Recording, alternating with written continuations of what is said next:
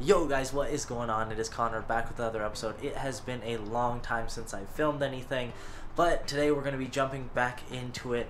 The GTR has been undergoing some paint issues, so I've been wanting to drive the Celica again. I took it out to a meet a couple weeks ago,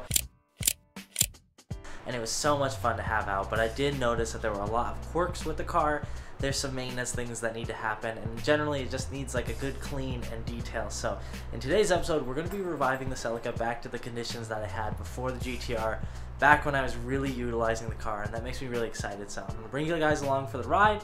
I hope you guys enjoy the episode. Let's get to it.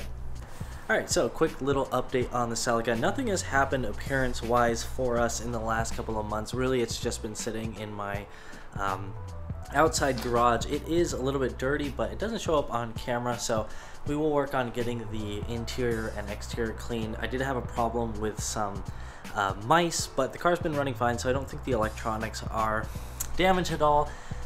Wheels are of course dirty, side skirts are dirty. So what we did is we took it out for a quick drive this morning, and we're going to be flushing the transmission fluid into it.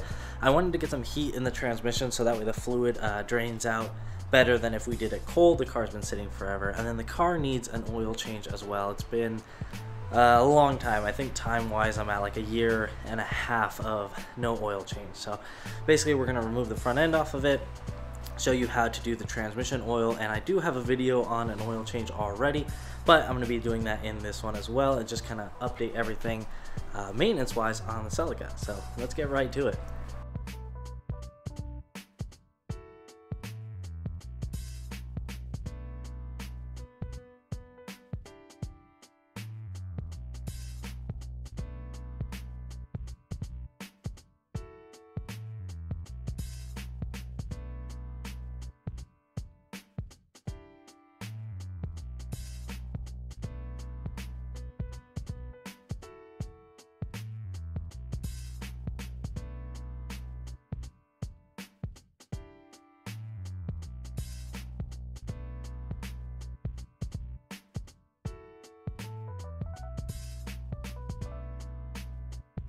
Alright, so as you guys caught that, we took off the front end and the splitter underneath. Obviously your car is going to be a little bit different depending on how you do it or what lip you have, but essentially I just want to get it down to the bare car, and then I'm going to go ahead and jack out the front end so I can get to my oil filter, and then I can get to the transmission drain plug. So I'm going to go ahead and jack up the front end of the car, put some stands under it, and then we'll get to work.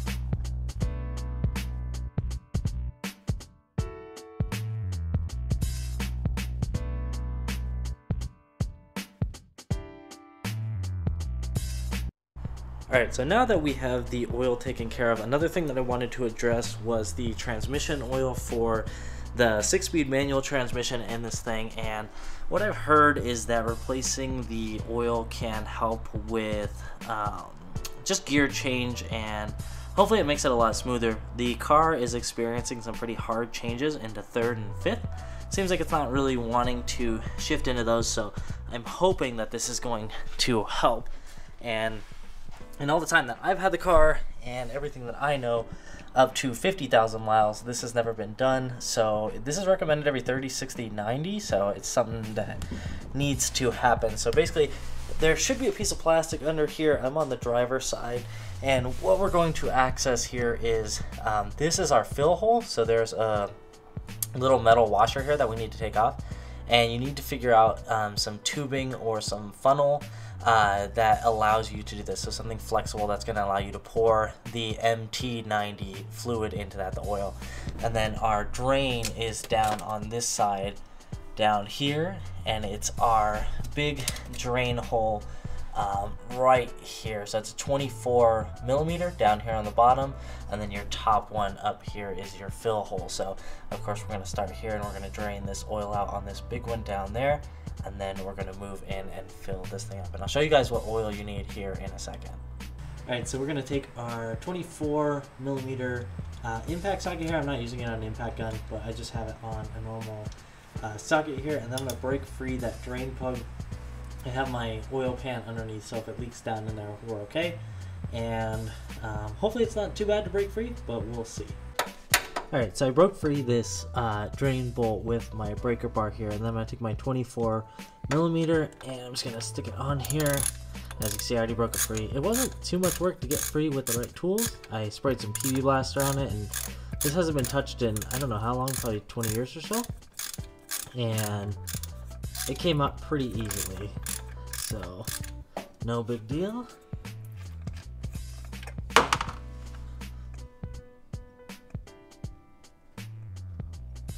Now I'm not entirely sure what this oil is supposed to look like. However, we're just draining it to be sure. I'm not seeing any metal shards in it, so that's a good sign at least. With the car jacked up, I'm gonna let it sit for a little bit, and then we'll let this thing flow out all the way, and then we'll go ahead and we'll add the new fluid. Alright, so as you can see, our drain is coming to an end. The fluid is coming to a stop here, so I'm going to go ahead and plug up the drain hole here, and then we're going to move up to the fill line.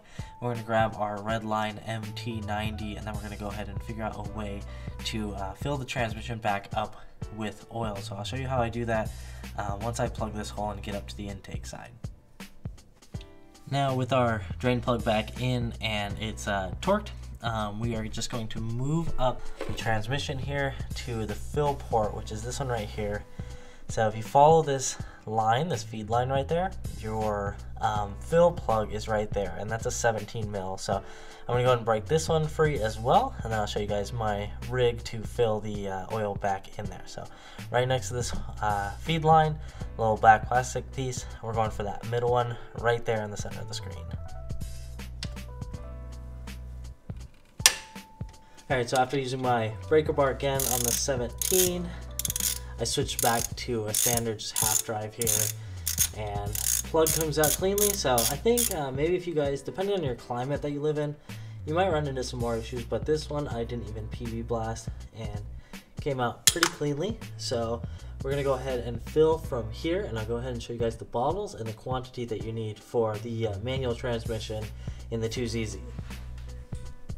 Alright, so just to keep you guys updated on the perspective, this is the driver left wheel, and I'm looking in. Of course, I don't have the engine plastics or the under tray plastics, but you can kind of see. You'll have to remove this anyways to do it. So the 24 millimeter bolt that we just took out to drain is right here in the center of your screen. And if you follow your way up, the 17 millimeter that we just took off for the fill port is right there. And I have a little vacuum, or a little hand pump tube line coming out. That's that red tube.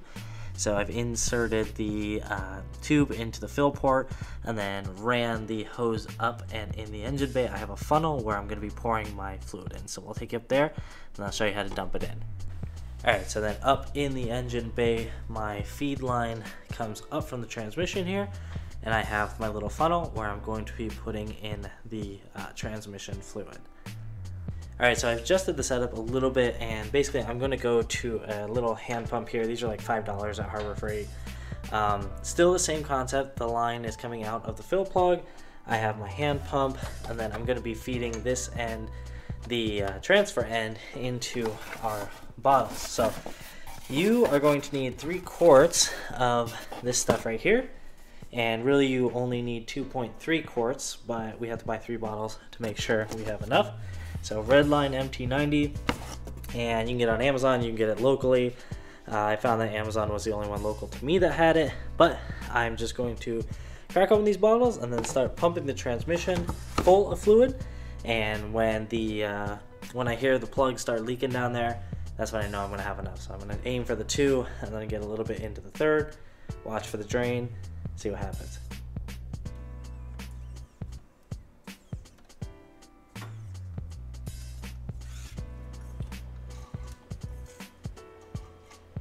Alright, so as you guys can see, it's starting to see some overflow out of the drain plug, so that's where I'm going to cut it right around on the bottle. Just used the 2 quarts and then went into the 3rd quart, so I'm pretty comfortable with the fill level that we have. I'm going to go ahead and take the fill plug and put it back in and tighten it down. Just be careful because those are aluminum washers, so you don't want to torque them too hard, but go ahead and button this up and then we'll move on to putting the car back together. Now I do have some excess here coming out of the manual pump, and I just wanted to show you guys, if I take my finger and I put it underneath this MT-90, you see that it's completely clear, right? And so this gear oil apparently has some additives for synchros, which our transmissions have, and apparently it's supposed to help them out. So again, I'm hoping that it helps my little grind problem, but you can see just how clear this is. Obviously my hands are a little bit dirty, but compare it to the previous clips of the brown sort of greenish fluid that was in there. It makes me think that this really needed to be changed. So all in all, not a hard job to do. I thought it would be. You can see there's some spilling here, but other than that, it's not too bad. You just need some pans, and I think the pump really is just necessary. You could do this with the funnel and gravity feed it if you wanted to. Other than that, just get yourself the 24 and the 17, break them free, and if you have access like me where you don't have a lot of the plastics underneath, all in all, it was a very easy job, easy to do in an afternoon. Now, with the drain plug filled back on the transmission fluid, everything is buttoned up. The fill port is solid, my oil is solid. I am very happy with the maintenance that's been done on this thing. There are some issues with the intake manifold, or like the head and the intake manifold where this would normally be. And I've noticed that even my alternator has some kind of residue on it. I think I need to really clean this thing up. It's been sitting outside. We don't salt the roads. This hasn't been driven in salt, but it almost looks like salt corrosion. So it is not looking that good. So one final touch up on that, but for today we're done. It's time to reinstall the splitter to the frame, put the bumper back on, and then move this thing back outside. But I promise you guys that more is gonna happen, so I'm gonna go ahead and clean this thing up, and then that's gonna be it for the maintenance today.